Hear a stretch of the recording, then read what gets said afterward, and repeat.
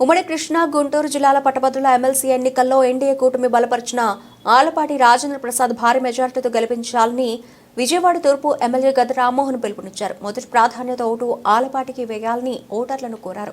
విజయవాడ తూర్పు నియోజకవర్గం 9వ డివిజన్ పడమట లంకకొమ్మ సీతారామయ్య జిల్లా పరిషత్ గర్ల్స్ హైస్కూల్లో మరియు మున్సిపల్ హైస్కూల్లో కూటమి ఎమ్మెల్సీ అభ్యర్థి ఆలపాటి రాజేంద్ర ప్రసాద్ విజయాన్ని కాంక్షిస్తూ ఎమ్మెల్యే గద్ద రామ్మోహన్ ఎన్నికల ప్రచారం నిర్వహించారు. సందర్భంగా ఉపాధ్యాయులను కలిసి ఓట్లను అభ్యర్థించారు. ఆలపాటిని గెలిపించడం ద్వారా కలిగే ప్రయోజనాలను వివరించారు. అనంతరం గద్ద మాట్లాడుతూ ఎన్డీఏ కూటమి ప్రభుత్వం అధికారంలోకి వచ్చిన తర్వాత అన్ని వర్గాల ప్రజలు సంతోషంగా ఉన్నారని తెలిపారు. అభివృద్ధితో పాటు సంక్షేమాన్ని సమానంగా ముందుకు తీసుకెళ్తున్న ఘనత సీఎం చంద్రబాబుకి దక్కుతుందన్నారు.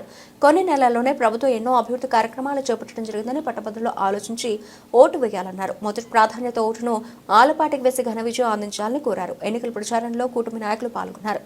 జరిగే ఎమ్మెల్సీ ఎన్నికల్లో ఆలపాటి రాజేంద్ర ప్రసాద్ గారి యొక్క గెలుపు కోసం కూటమి బలపరిచిన అభ్యర్థిగా ఆయన గెలుపు కోసం ఈ రోజున పొట్టమట్ల లంకలో ఉన్న గవర్నమెంట్ స్కూల్స్కి అక్కడ టీచర్ని ఓటు అడగడానికి రావడం జరిగింది.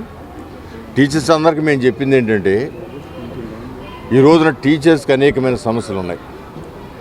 గత ప్రభుత్వంలో ఫస్ట్ తారీఖున జీతం రాని సమస్యతో పాటు వాళ్ళు దాచుకున్న పిఎఫ్లు కూడా గల్లంతైపోయి రిటైర్ అయిన వాళ్ళకి ఆ డబ్బులు ఇవ్వక లేదా వీళ్ళకి అవసరం వచ్చినప్పుడు అప్పు లోన్ పెట్టుకుంటే ఆ డబ్బులు రాక వీళ్ళు 10 రూపాయల వడ్డీకి బయట తెచ్చుకునే పరిస్థితి రావటం వలన ఈ రోజున 2024లో జరిగే ఎన్నికల్లో వన్ సైడ్గా టీచర్స్ అందరూ కూడా తెలుగుదేశం కూటమిని సపోర్ట్ చేయటం వలన ఇవాళ ఘనమైన విజయం మేము సాధించాం.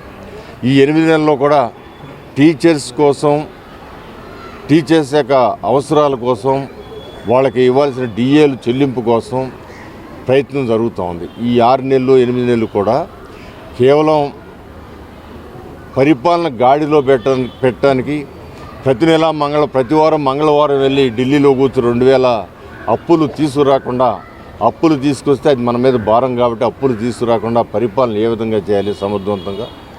అదేవిధంగా రేపు అమరావతిలో 30,000 కోట్లతో సుమారు 50,000 కోట్ల వరకు కూడా వర్కులు జరగబోతూ ఉన్నాయి.